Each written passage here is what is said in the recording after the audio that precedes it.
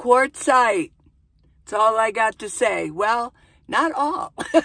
I've got a lot to say about Quartzsite, but Quartzsite, 3 months. It'll be January. Oh my gosh. Okay, well, Quartzsite is the rock hound's paradise, and it has been since the 1960s. Quartzsite at this point in time draws over 500,000 visitors during the winter months. In fact, Quartzsite makes most of their money. It's a very small town. There's 2,400 people that officially live in little Quartzsite. That's pretty small. But it's a wonderful place, and a lot of people in about 3 months, well, actually 2 months, are going to start descending on Quartzsite. The main descent is during January. Early, I'm going to guess, around the 80s and the 90s, Quartzsite City Council members became very clever.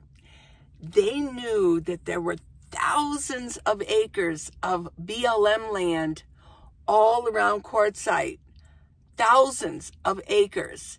Now, what is BLM? It's Bureau of Land Management. It's undeveloped land, federal land, owned by the federal government, owned by you and I. And what they do is BLM lets us stay there, usually for around 14 days at a time. We can park there. There's no amenities. There's no water, no toilets, no picnic tables, things like that. It's just open land. And BLM manages this land. And Quartzsite is just surrounded by it. And like I said previously, there are approximately 2,400 official residents of Quartzsite. It is the mineral and gem and rock mecca of the United States. I don't know about the world, but of the United States. In fact, Quartzsite makes a lot of money during these months from all of these over 500,000 visitors that come and descend upon Quartzsite. Well, a lot of businesses, not all, of course, because they still have residents, but a lot of businesses, they close up at the end of March, mid-March, when everybody starts leaving. They open up, I believe it might be around November. A lot of restaurants, things like that, yeah. So they make the bulk of their money during this time. And it's very lucrative. I know, just for fact, I've talked to Jerry from the Main Street Laundromat. Their laundromat, it's the best laundromat there. Their laundromat is worth over $1 million now. That's how much they make. So yeah, they do make a lot of money. So first of all, why should you want to go to Quartzsite? Well, there's going to be a lot of reasons. If you are already a nomad, you don't really have to get too ready for it. You've got everything like I do. We've got everything. Your suitcase is always packed, right? Well, I'm Minivan Lee, and I live in my minivan, and I have lived in a minivan for over 6 years. And everything that I need is here. I'm very happy in my little home here, my home on wheels. And it's kind of cute, isn't it? I know.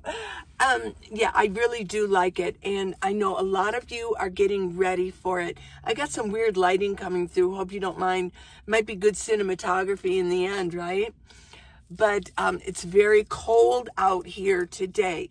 I had a sweatshirt on this morning and a winter coat. That's how cold it was. It was freezing. I think it was like 34 degrees when I woke up. So it won't be long, and we'll be heading south. A lot of nomads are still here up in northern Arizona, and they're going to start heading south. And guess what? Quartzsite will be one of them. In fact, I know a good friend, Max, he's already down below, and he's just weathering out the heat.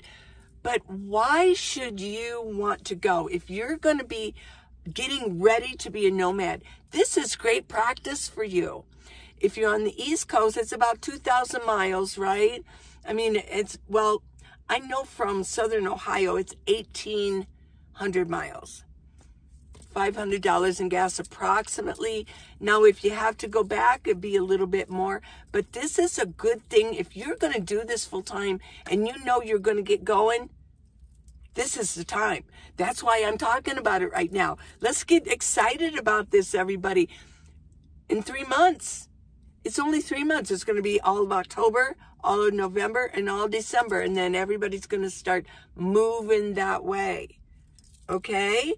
But some people actually do go a little bit early. I've been there a little bit early, off and on, maybe during December. Once I was there during October. Oh my gosh. That wasn't a good time. I started getting dehydrated and the flies descended. I mean, we're talking major flies. They were just everywhere. So I don't recommend October in Quartzsite, but when it starts really getting a little bit cooler, yeah. I'm going to also mention that this is just one of two parts. Tomorrow, I'm going to talk about what you're going to need to bring with you to get ready. But right now, I just want to talk about Quartzsite and what's going to be happening there. What's another plus? If you're thinking about this lifestyle and you're thinking about, well, I just want to do it. In fact, I'm going to put in my notice right now. I'm sick of paying rent or whatever. If you're going to sell your home, it's going to take a little bit longer, but you can always put in your notice if you don't have a long lease left, and you can get going and saying, this is it. I'm going out west. I'm going to Arizona, and I'm going to start making some friends because that's where you're going to be at. You want to make connections. You want to find your tribe, and they're going to be out there. Another plus, an advantage for going to Quartzsite if you're a new nomad, oh my gosh, you're going to learn from so many other people. You're going to make friends. If you've got any kind of friendliness about you, I guarantee you're going to make friends. I did. In fact, my lifelong friends, my best buddies at this point, I met in Quartzsite. Oh yeah. It's a lot of fun. You can meet your tribe. And I've met so many people in Quartzsite. But you know, after a while, you kind of learn who you really want to stick with, who your real good friends are, who really kind of pass the test of being a good friend. So, you know, and I've talked about that before, you know, not everybody is you're going to click with everybody. But as far as lifelong friends, I've got some, and I'll tell you, I met them in Quartzsite, and I think that's pretty darn cool. So there's a lot of advantages to going. If you are not ready yet to be a full-time nomad, or you don't even want to be a full-time, you just want to be a part-time and you're going to go in the winter, well, that's what a lot of people that go to Quartzsite do. They've got homes. They've got homes back east, but they got into their Class A's, Class B's, Class C's, trailers, fifth wheels, and they drove and they spend the winter in Arizona. And, you know, there's so many people that do that. In fact, my parents did that for years. So if you don't know yet, if this is what you want to do, this is a great time to practice. So you got 3 months to get everything together. Tomorrow, I will talk about all the things you need to collect and get going. And there's still time that you can get on Amazon and order them. Order them. And I guarantee you that we can do it at a good price. So let's talk about BLM, the Bureau of Land Management. Now, there are different sections near Quartzsite. I will mention, let me just mention this also, that it is Quartzsite is in La Posa County of Arizona. And the main city really is Parker. And that's just a little bit north. It's 30 minutes north of Quartzsite. And what a lot of people do is they actually have gotten their Arizona residents, by being in and naming one of these BLM areas near Quartzsite as their residence, and then they're using their the address as with BCM. It's a mail forwarding company. So really, Parker is sort of included in Quartzsite, and there's a huge Walmart in Parker and some restaurants, and Parker is where you're going to find the DMV, and that's where you would go to get your license. And you have the address of BCM. It's a company. It's a very small company, and you can just say, well, I stay at the LTVA. Well, what's an LTVA? Let me get my notes here, because this is kind of specific. There are different LTVAs in Quartzsite, okay? Now, what in the world is LTVA? It's long-term visitor areas. Now, they're open between September 15th, and then they close down April 15th. And let me tell you a clue. It's $180 during that period. They called that the year, because that's the only year that they're open. It's during those months, from September 15th to April 15th. September, October, November, December, January, February, March, and April. 7 months. Well, there's a North LTVA, and there's a West LTVA. Now, there's called La Posa, well, what stands for, like, it's La Posa County, La Posa South. And then there's another one called Tyson Wash. Well, I'm not a huge fan of the LTVAs, only because I'm in a minivan, and I have heard, well, I not only heard, but it is true, that there are latrines there, but you have to, if you're not self-contained and have your own toilets, you have to be within 500 feet of a latrine. No, sorry, not my cup of tea. I don't want to be told where I can park, right? So that's of no interest to me, doing that, but a lot of people do it. Now, and also, I will mention Yuma. There is a really nice LTVA in Yuma, and it's called Imperial Dam. Is that, yeah. No, Imperial Lake, sorry. Imperial Lake, and that's in Yuma. And it's the same, I think it costs the same. Yeah. But you can also do it per week, I think, like $40 a week. Which seems kind of silly, because I'm gonna list off the names of the BLM areas, and they're blocked off by name, and I'm gonna give them to you because they're free, but only for 14 days. And let me talk about that in a minute, but let me give you the names. Why am I going to give you these names? It's very important. I'm going to tell you what I know about that BLM area. Now we have Skadden Wash, Skadden Wash. And that's actually where the RTR used to be held, in Skadden Wash. Now in Skadden Wash, there's a lot of, it's kind of like up and down a little bit to get somewhere. And I think there's a lot of little private areas that you can park in where there's absolutely nobody else that you're going to run into. So that's kind of cool if that's the landscape that you prefer. And then there's High Jolly. I'm familiar with High Jolly. I see it every time, well, from where I like to park, and I watch it every time. Now here's the characteristics of High Jolly. It is crowded. People are kind of parked, really, it's just packed. It's just packed. And it's a little powdery, you know, like when you step on it, you can see dust coming up. A lot of the brush and the foliage, excuse me, I think I got coffee burps here. Sorry. I got a little bit of foliage that's been kind of beaten down, so there's not really much of that going on. It's not a huge area, but I think a lot of people go there because they feel safe.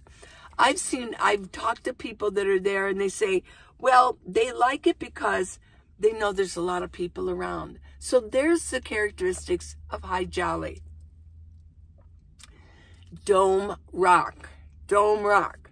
It's another area. And what you can do is you can actually, I'm telling you these names because you can actually Google it on Google Maps and just type in Dome Rock, and it'll get you right there if you want to go there. And then after that, oh, with Dome Rock, the characteristics of Dome Rock, there's a bunch of hippies there. That's just my, like, Dome Rock is, you're more apt to have a lot of late night music, things like that. Maybe dogs running around, things like that, yeah. Now, here's my favorite, and it's Plumosa. Yeah, Plumosa. And I will mention that there's a host for every one of these areas. There'll be a host that's parked there. And what you need to do is you register your car, your license plate. They give you a tag like to put on your windshield, you know, put on your window there. And it's typically 14 days. You can stay 14 days, no problem. I will mention, I'd rather be truthful. I mean, who cares, right? The truth is always the best policy, right? A lot of people stay way beyond 14 days, yeah, because they don't have enough rangers, you know, to be checking on everything. But especially during that time, oh my gosh, yeah. Plumosa, I really like it. What did I write down here? It's wide open. There's so much space. You got Plumosa Road, and you've got BLM over here, and BLM land, yeah, as you're going down, yeah. So it's pretty wide open. And it has a nice carpet of rocks, the small rocks, and some of those rocks, it has this quartzsite in there, and everything's really pretty. And that way, when you're stepping, when you're walking, it's not so dusty. That's why I like Plumosa Road the best. And you're going to find a lot more groups there. And then you've got, and I've never been here, it's called Roadrunner. I've never been there, but I'm going to type it in. I haven't yet to see exactly where it is. It's not too far. And they have their own host too. So yeah, Quartzsite really is a gem and mineral and rock show mecca. And let me mention also that during this time, especially during the Big Tent, I'll talk about that in a minute, but what happens is I grew up in Tucson, and I remember every year, I think it's around in April, they had the Rock and Tucson Gem and Mineral Show. Well, I thus found out what they do is they go to Quartzsite and they gather a lot of their gems and their minerals and rocks, and then they wait, and then they head down to Tucson. So that was interesting for me. Now, there is history associated with Quartzsite, and it's one of the BLM areas. It's called High Jolly. Well, High Jolly, let me read this, what I gathered from this. He was a man. He's a man. And well, he was. And he was born in Syria. He was asked to come to Quartzsite in 1856 by the U.S. Cavalry. What they wanted to do was organize a regiment of camels. Yeah. It really didn't pan out. It wasn't successful, but High Jolly enjoyed it, and he stayed. And well, he has a monument, which is really his grave. It's sort of a pyramid, and there's a park with his monument there, and he died in 1902. So whenever you see Quartzsite, you see these camels, and I used to think, why in the camels? What's with the camels? Well, it's because of High Jolly, and that isn't, we spell it H-I and then J-O-L-L-Y, but that really isn't how you spell his name. I think that's a sort of a abbreviation or a nickname for him, but High Jolly, yeah. So that's pretty interesting. Quartzsite is really interesting, and I can't wait till tomorrow because I really want to tell you about a little bit more about it. And I also have a playlist. I'm going to leave the link for that of all of the Quartzsite past couple of years of all the Quartzsite videos I've ever done, so you can get a good glimpse of it. And I think I do actually talk about what you need, but I'm going to probably update that tomorrow with the video and talk about all the things you need to get together. Now, you do have a lot of groups that gather, and a lot of them, not all, but a lot of them they gather in Plumosa. And also, I think Plumosa is just flat. You don't have to, it's not so around like that, because a lot of the groups they have big rigs. Let me list off just a few of the groups here. You got all the rainbow groups. Oh yeah, you got rainbow groups. I remember we were camped on a meetup. We were right beside the Montana. We were there, and all of a sudden, these huge Montana fifth wheels. They're huge, and I was thus told that they're really one of the top of the line. But they're just one group, and what they do is it's a group. It's like a club, and they gather. So you've got, and what they do is they usually rally around in a circle like they used to circle the wagons, right? And then in the middle, they have the campfire and all. They put their chairs out. And so they take up a wide space because they're going to need a wide space in the middle, right? But you have all kinds of groups and clubs that come in that are associated with the manufacturers. The manufacturers, like, you know, for whatever they are. And you get it. And then you've got, I remember meeting some people in the singles groups a couple years ago. You've got the escapees groups. I know a lot of you have heard about those. You've got a lot of church groups. And then you've got the gathering of the schoolies. Yes, those are the school buses that have been transformed and painted into homes. And they're called schoolies with a K. Okay. Lastly, I want to talk about the RTR. Well, I've got the dates for the RTR. And this is put on by HOWA, Home on Wheels Association, right? And if you want to know any more about it, I'll leave what's HOWA.org. And the CEO of that is Sue-Ann Carlson. And I believe Bob Wells is the president. So this was put on like way back years ago.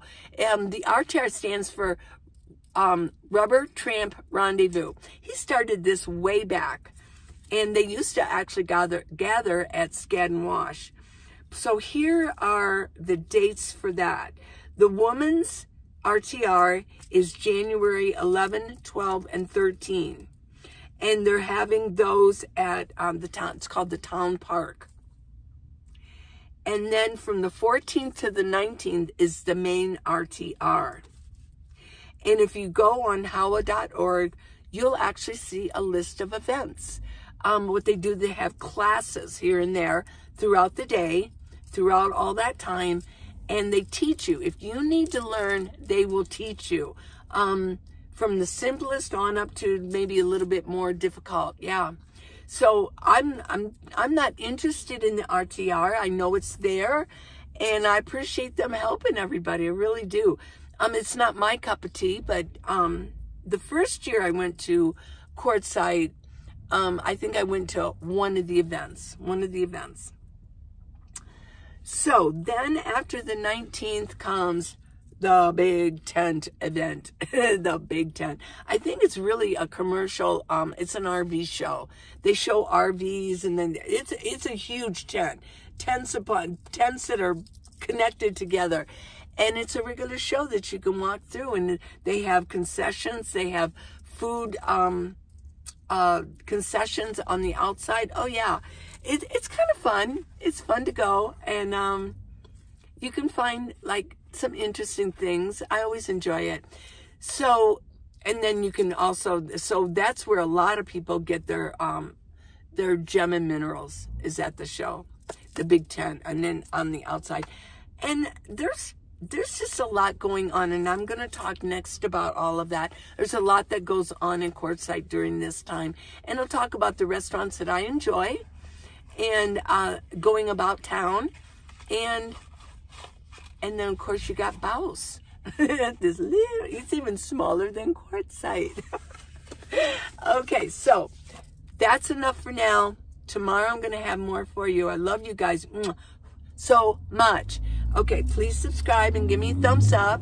And I got the book, How to Live in a Minivan, the Minivan Leeway. You might as well get that now and start getting your list, because there's list upon list upon list upon list upon list of all the things that you might need and things to consider.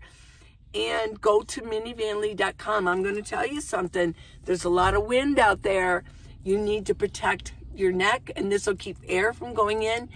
And You need to protect your face. I'm telling you, with that quartzite wind and there's out in the desert, well, it's like getting sandblasted. You don't want to sandblast your face. Now, do ya? No, you don't. And so you would even to have goggles would be good, but make sure you got your sunglasses. Oh yeah. And it'd be nice to have the thing here so it can't go in there. You got this up. And I do have shamogs. And you know, when I'm out in Quartzsite, I wear a shamog a lot of the time because you don't want to sandblast your hair either, do ya? No, and there's not much shade out there either, so you want to protect it from the sun. Okay, so I love you guys. Till next time. Bye.